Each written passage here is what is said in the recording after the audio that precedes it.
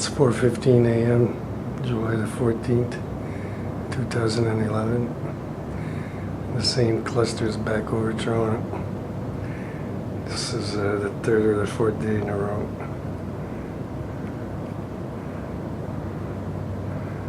That I'm filming it. And it's climbing. It was a lot lower before, but by the time I set up the other camera, it went away far up, and then I had to change cameras. That took even longer, and now it's pretty high up. I'm at pretty high zoom.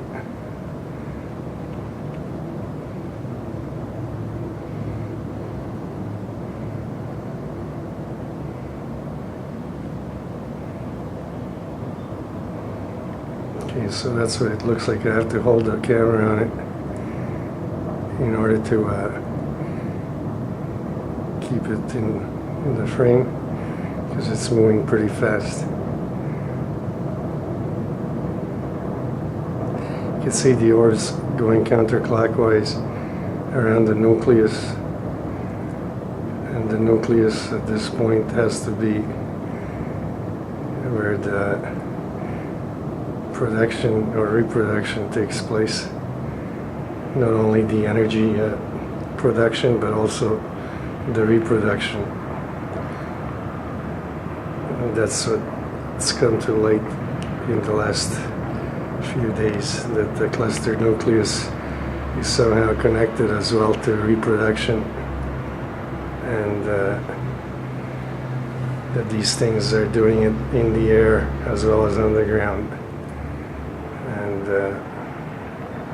you can just see the energy level of these,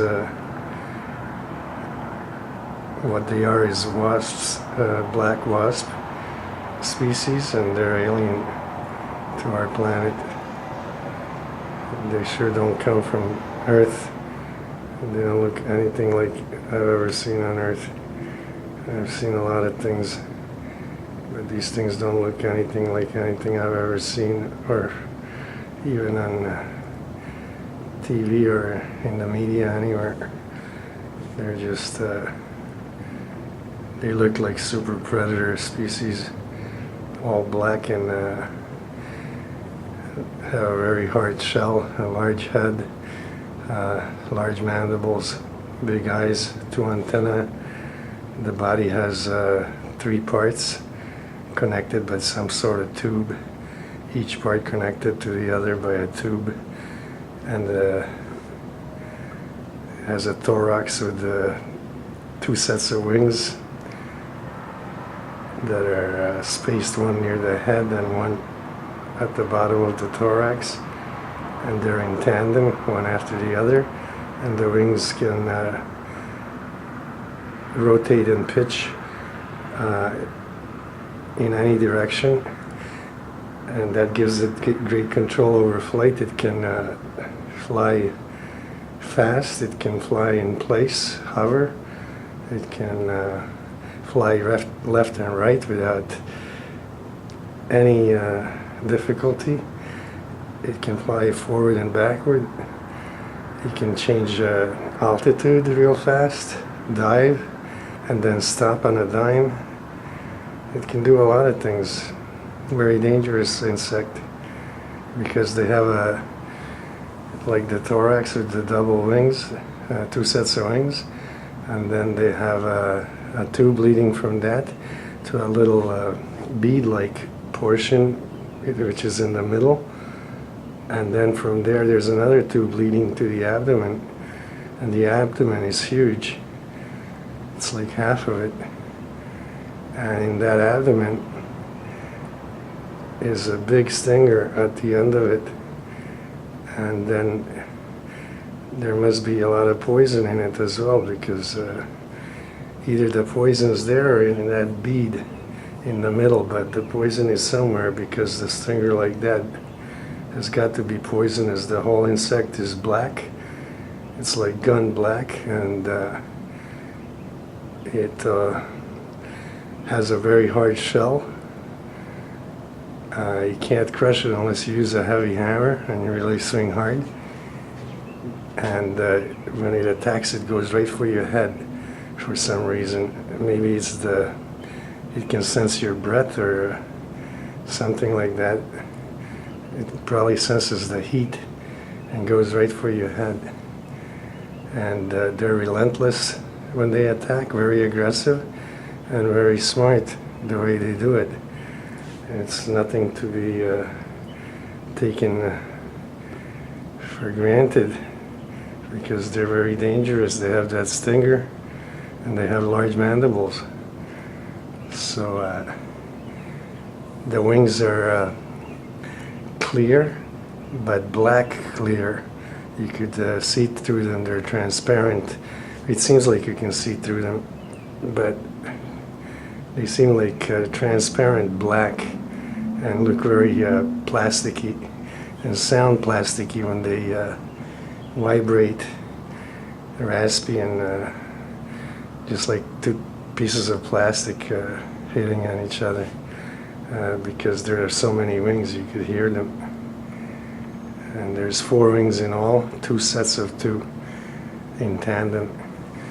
And the one I had to kill when it attacked me was about 6 inches and had wings the size of popsicle sticks. And they were somewhat elliptical in shape and were attached to large muscles. In both sets, the wings were attached to very large muscles that had swivel joints. It seemed like it could move them around to any position, even backwards and almost all around. I'm not sure if it was all around 360, but it looked like it could move them in any position. And it gave it really accurate, fast, and stable flight in whichever direction it happened to be going. It didn't matter, because it could just change direction, go the other way right away without even slowing down or anything. And it was really amazing to watch. But I had to watch out for the stinger, so I couldn't pay that much attention to how well it was, what a good flyer it was, because I was afraid it was going to sting me, because it went for my head over and over. And this is not a fable. This is true. I have 2 eyewitnesses that saw it, the whole thing, and it took more than large can of spray. Took a can and a half large cans of spray. I used Raid and something else that was pretty much identical, even stronger than Raid. And the first can didn't even slow it down. The second can got it a little bit stunned, and I was able to get it down to the floor and hit it with the hammer, because when I tried stepping on it about 20 times, it didn't work. I had shoes on and everything. They were hard bottom shoes, and I couldn't crush it with all my 100 kilograms of body weight, and I was stomping on it. It just wouldn't crush. And when I broke it with the hammer, it took 3 strikes, and I had a big hammer. And the third or fourth strike, I hit it very hard, and it broke like glass. Sounded just like glass breaking, as if it was made out of either glass or porcelain or something like that. It made a noise like that. So the hosing or the tubing that connected the body parts looked like it was plastic, and it was brown in color. That was the only difference in color. The rest of it was black. Even the wings were clear but black. And the whole thing was streamlined, and it didn't have to use all the wings to fly. It used them when it needed them, but not all the time. So it could maneuver each wing individually, not even 2 together in a set. It could maneuver each one by itself, which was amazing to watch. So that gave it like full control in the air. And that's what made it so dangerous, because it could just set up and wait for an opening to come at you. And if you're not very careful, you get stung. And like I said, it had a big stinger and it looked like it was really poisonous. And he tried to sting me and he didn't lose the stinger. No matter what it stung, it never lost the stinger. The stinger stayed in. It wasn't like a bee where the stinger stuck in something and stayed there. This thing kept its stinger, so it means it can strike repeatedly and sting more than once. Who knows how many times, as long as it has the poison, even after, it could still sting. So it was almost like a scorpion type thing, where it can sting over and over and not lose the stinger. So it was a pretty wild experience for me, because I didn't expect that it happened in the house, and the thing got through a screen, tiny little opening. I don't know how it got through that because it was so big, but it squeezed through and went right for me and right for my head. So I never got it upset or anything. It just came in and went for me without any provocation whatsoever. And I was in shock for a few seconds, but I got out of it real fast because I realized the thing was coming for me, so I had to do something. The other thing is that there was a nest over the window, and it was in my bedroom, and it was over my window, which could not be seen from the inside, because this is like an 18-story condo. And you couldn't see the nest from the inside. It was on the outside, but it was a big nest, and I had to get rid of that too, and use another couple of cans of spray, which I went to buy after, to use on that. And I used bleach as well to try and kill all the grubs. And the day before all that happened, we had an infestation here on the balcony. It was just filled with grubs, and I thought they were termites, because I had some trees on the balcony. I had 4 of them, and lots of wood furniture and stuff, because it's a large balcony.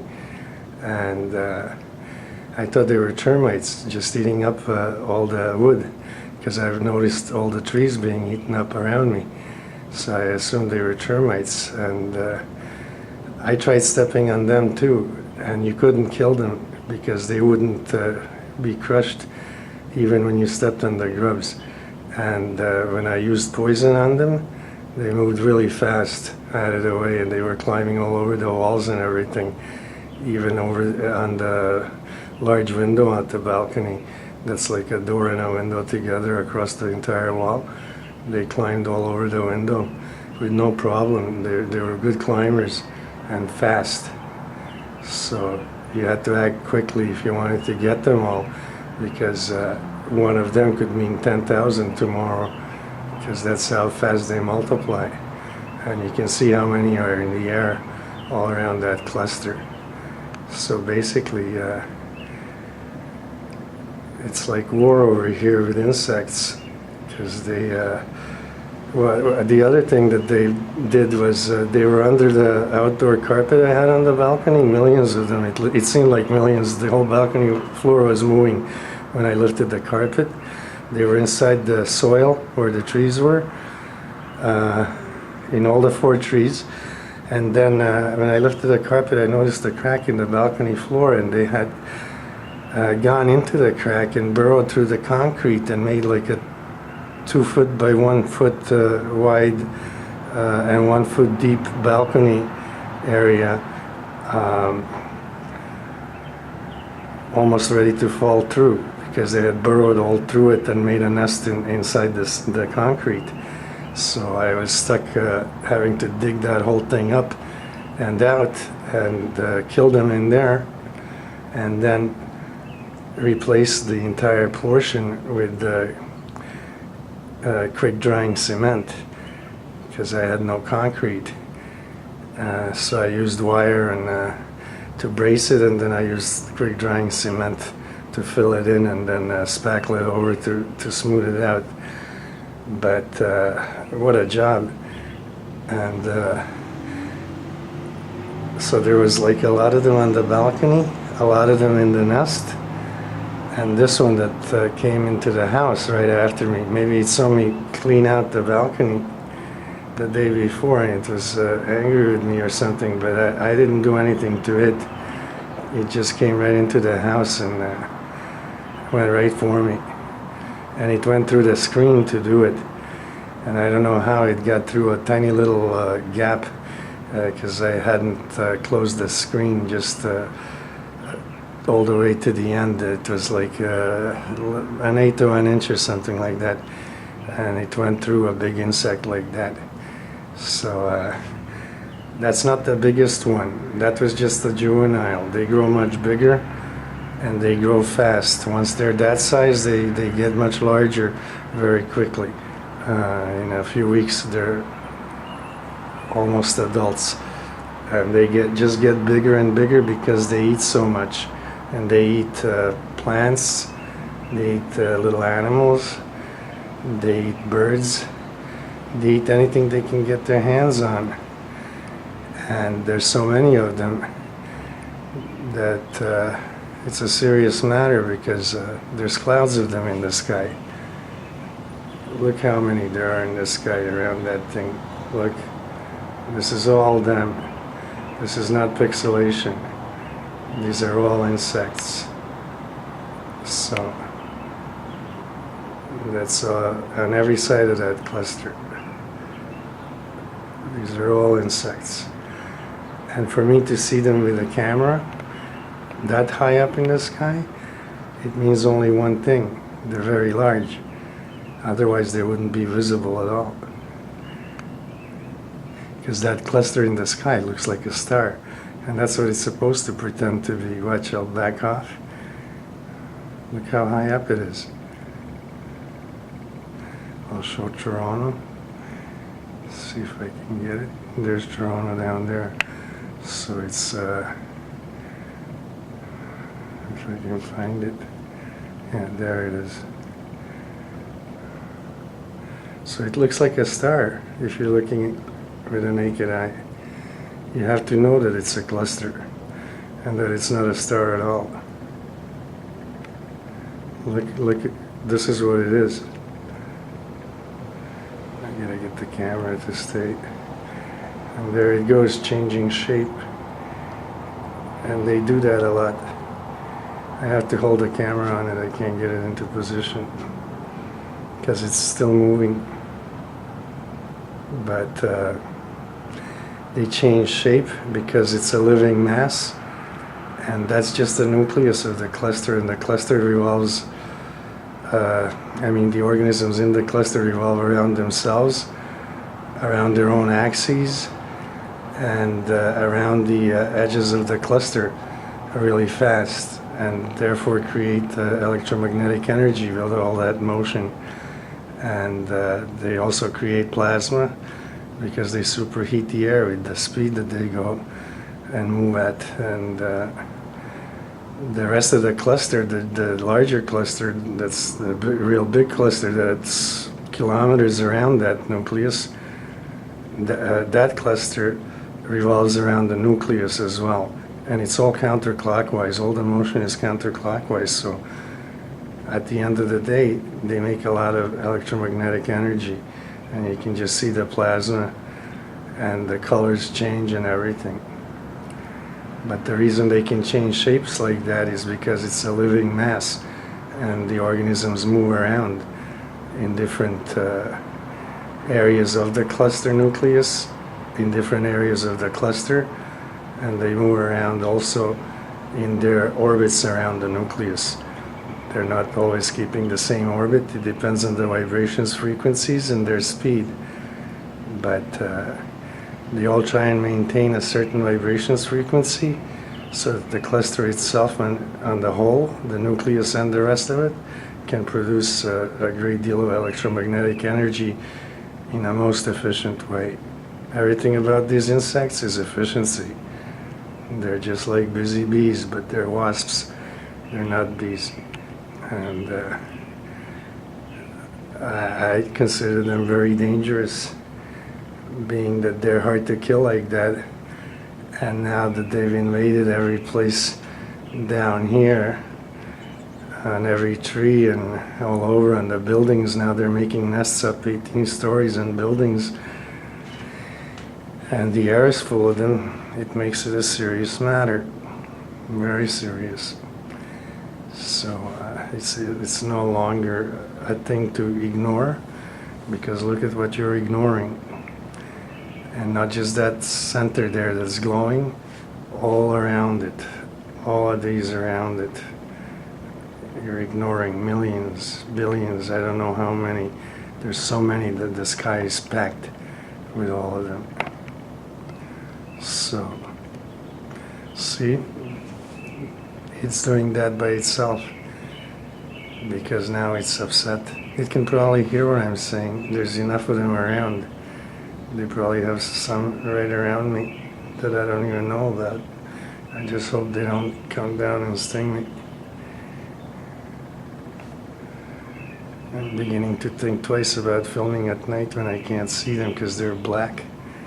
And it's not easy to spot them, and they're silent unless they're really aggravated and start making noise. They can fly silently, you can't even hear them because they're so fast.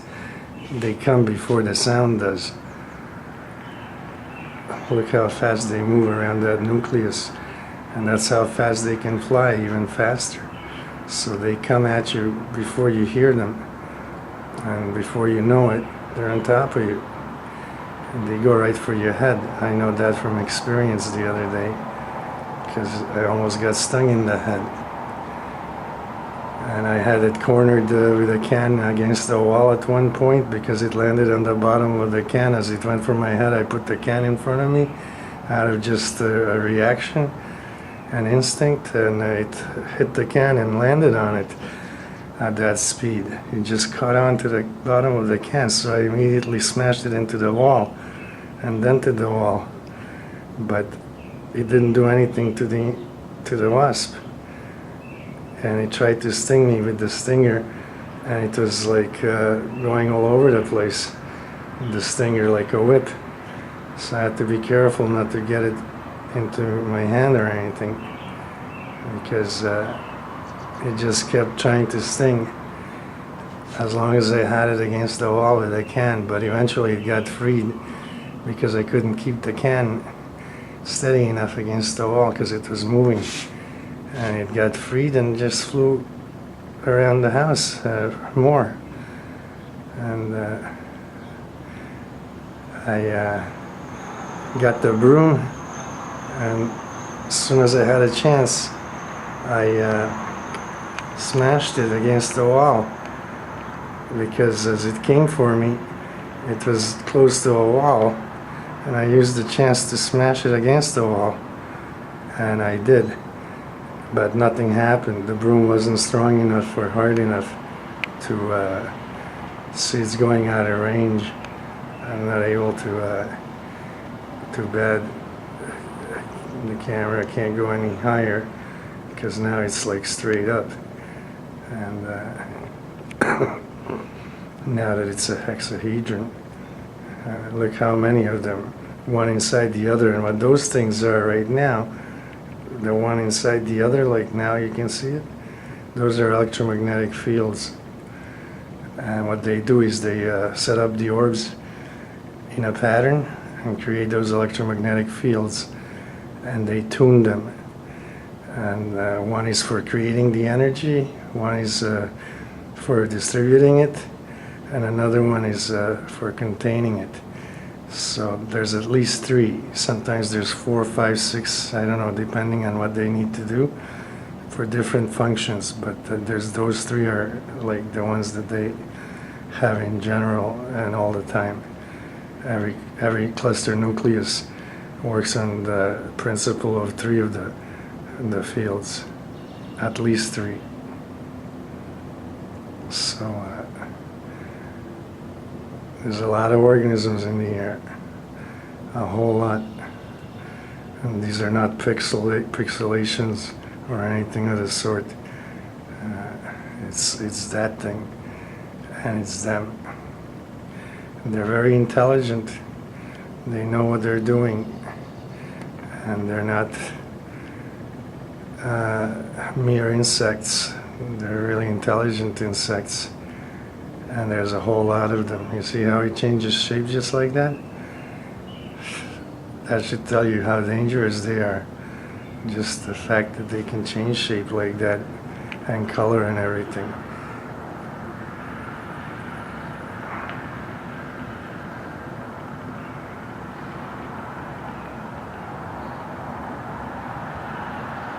It's not happy with me. And I can't go any higher. I'm at the maximum now, the height I can reach, because it's almost straight up.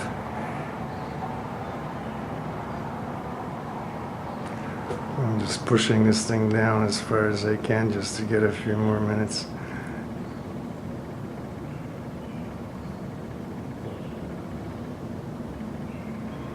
You see how it powers up?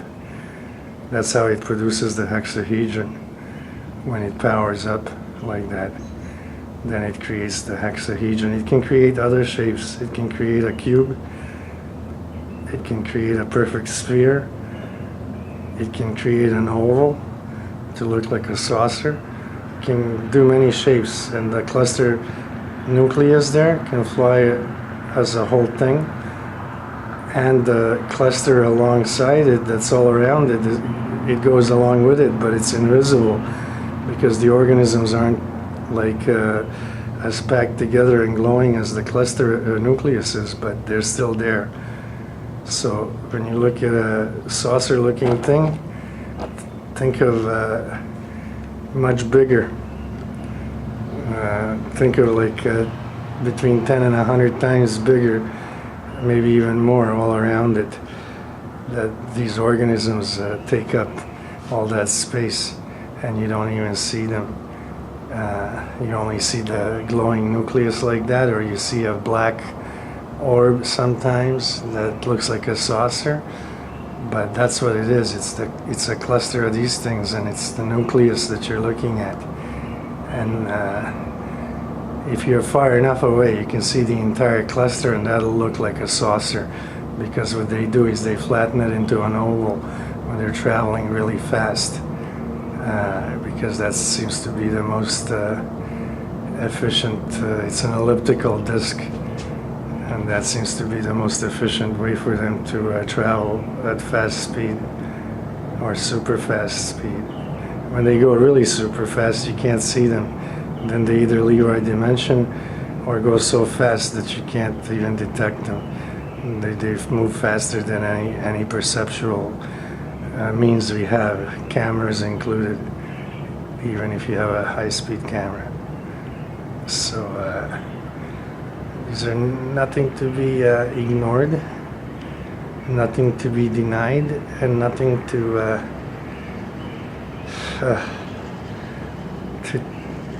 you got to think about them. You can't just not think about them and hope that they go away, because they're not going to go anywhere. There's so many of them. Look, see how many? You can really see the organisms right there. That's not pixels. They're black wasps, and not from Earth. They're alien, and they're very intelligent, and they control energy. They create and control mainly electromagnetic energy, but they can control any form of energy. I've seen them controlling energy. I've also seen them manifest energy into physical objects by transformation. So these things are seriously advanced. I don't know how insects got so advanced, but I guess you don't have to be human to be advanced. There are other life forms that can be advanced as well. And these happen to be insects, and they're black wasps. And they certainly don't look like anything from Earth, because I do a lot of camping and I know a lot of different insects. I run into them all the time, but I've never seen anything like this in all the years I've been camping. And I'm almost 59 years old. I've done a lot of camping because I like camping. So being an outdoors person and everything, I've never seen insects like that, especially ones that cluster and glow like that and have such a varied diet, eat just about anything. They even ate cement, concrete on my balcony, and I had to replace a huge piece, and it took a long time too. So now that I've been holding the camera on it, my hands are starting to shake because I'm holding it against the stand, and I can't get up any higher than this. So that's the cluster nucleus. Let's see what it looks like from farther away. There it goes. Now I backed off on the zoom, and it's still now a hexahedron. It's turned into a large hexahedron, and you can see that it's a hexahedron and different in color and everything. So it goes through a whole lot of changes, and that looks like some sort of a cube, but it's not. It's really a hexahedron. You have to look at it closely to tell that it's a hexahedron, but it appears like a cube sometimes, so it gives you the impression that it's a cube.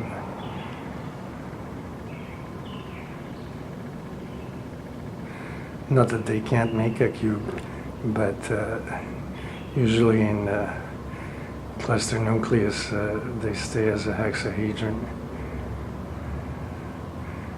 but they can be a cube. You can see the ores in the middle of that nucleus really revolving super fast, right there in the center. Amazingly fast. Oops. You can see the large ores are in the center, and they're like going super fast, creating that pure white plasma.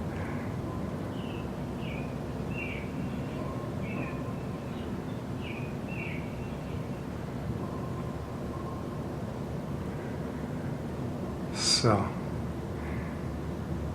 that's the story with the cluster tonight. This is about the fourth day in a row that it showed up in the same area.